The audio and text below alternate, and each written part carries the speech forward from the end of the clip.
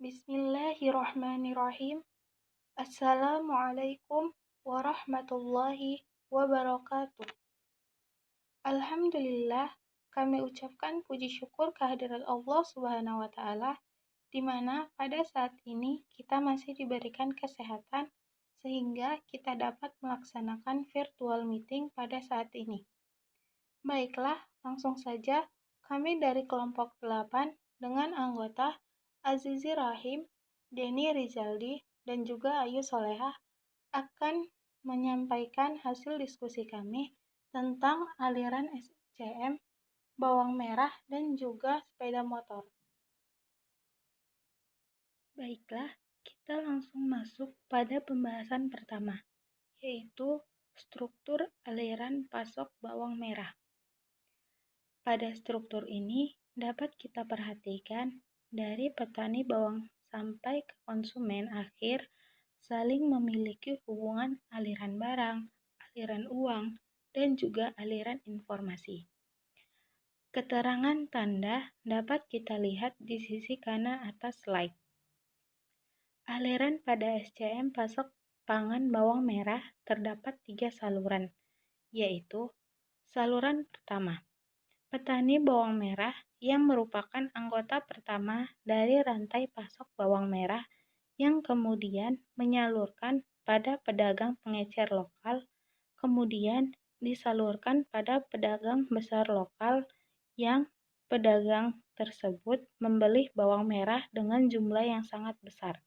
Kemudian disalurkan pula pada konsumen, yaitu masyarakat.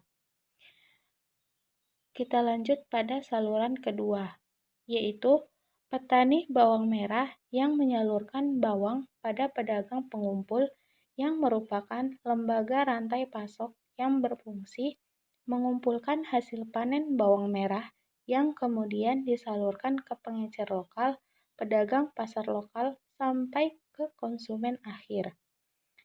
Yang ketiga, petani bawang merah yang menyalurkan bawang kepada pedagang pengumpul yang kemudian disalurkan ke pedagang non-lokal yang merupakan pedagang besar dari luar daerah dan diecer oleh pedagang ecer non-lokal sampai pada ke konsumen akhir.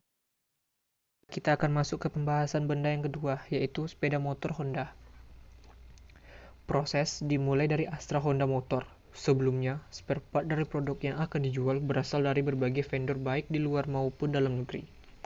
Vendor tidak hanya mensuplai spare part saja, tapi juga produk jadi, hanya untuk negara-negara tertentu, seperti Honda CBR.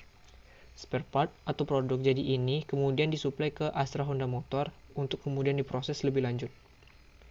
Langkah selanjutnya, Astra Honda Motor mensuplai produk-produk jadi ke main dealer sesuai permintaan, dan akhirnya main dealer memasuk produk-produk tersebut ke dealer di berbagai jaringan-jaringan dealer resmi motor Honda yang ada di berbagai daerah di wilayah Indonesia Timur, Sulawesi Utara, Maluku Utara, dan Gorontalo. B. Proses permintaan. Pada proses permintaan, dealer mengirim purchase order ke main dealer. Hal ini dilakukan tanggal 2 setiap bulannya.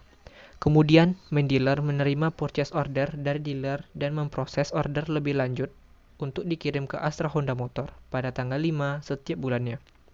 Pada akhir proses, Astra Honda Motor memasuk produk sesuai order dari main dealer. Proses distribusi. Proses distribusi dimulai dari gudang AHM atau Astra Honda Motor.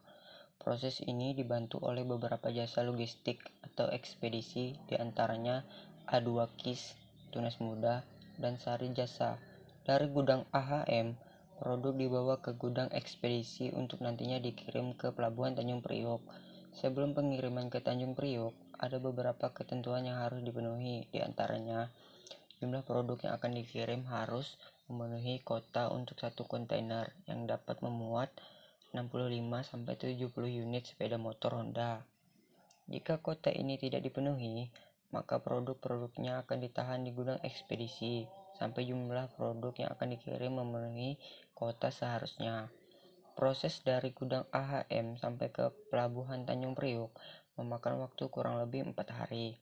Selanjutnya, dari Pelabuhan Tanjung Priok, produk dikirim menggunakan transportasi laut menuju Pelabuhan Bitung. Proses ini memakan waktu 10 hari.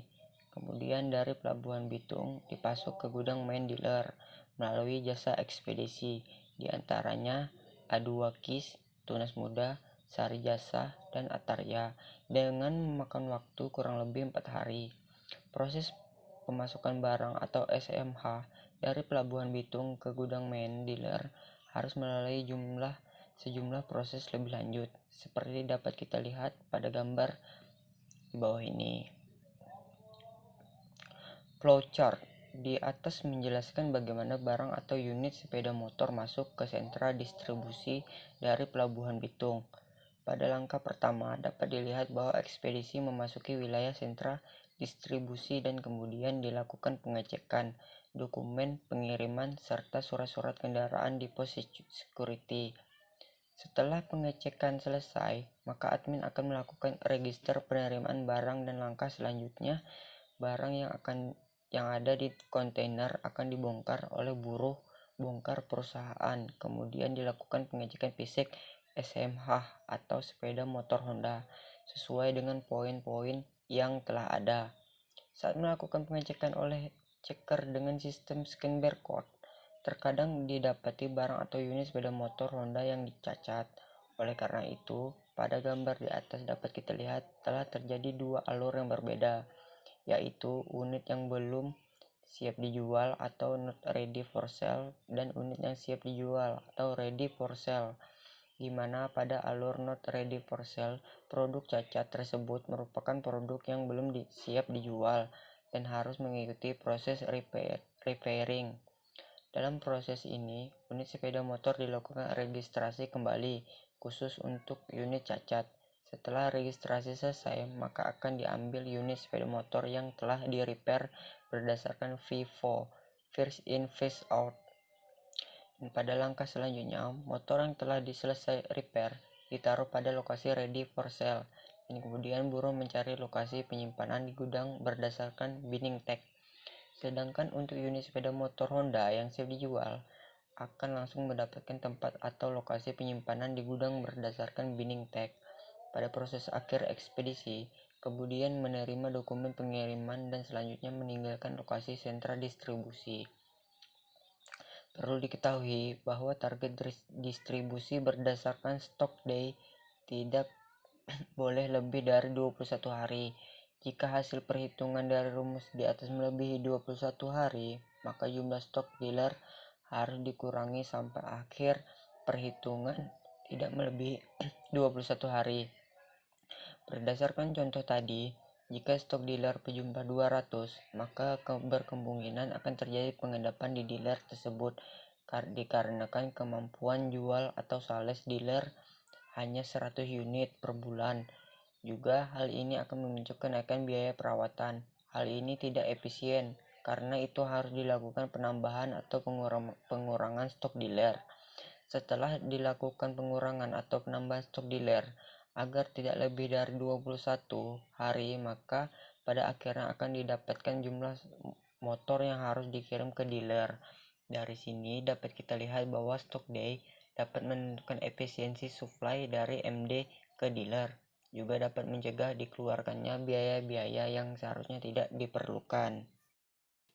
Durasi pengiriman. Pada flowchart berikut dijelaskan tentang durasi pengiriman SMH dari gudang main dealer. Produk akan didistribusikan ke jaringan-jaringan dealer yang ada. Produk-produk yang dipasok oleh AHM nantinya akan didistribusikan oleh MD atau main dealer ke berbagai DLR dalam hal ini atau dealer, khususnya ke dealer wilayah Indonesia Timur, Sulawesi Utara, Gorontalo, Maluku Utara yang berjumlah 28 dealer, dan dari wilayah yang ada memiliki durasinya masing-masing untuk pendistribusian. Wilayah Sulawesi Utara memakan waktu 8 jam, wilayah Maluku Utara memakan waktu 72 jam, dan untuk wilayah Gorontalo 12 jam. Pada serangkaian proses-proses di atas, maka ada pula kendala yang ditemui pada saat proses pendistribusian dari AHM sampai ke MD.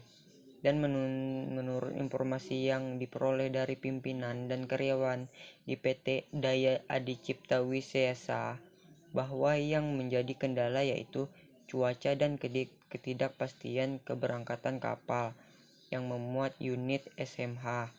Dari hasil penelitian yang diperoleh di lokasi PT Daya Adicipta Wisesa, perusahaan masih bisa mengurangi kendala tersebut dengan cara memperoleh informasi keberangkatan kapal dari ekspedisi yang bekerja sama dengan perusahaan.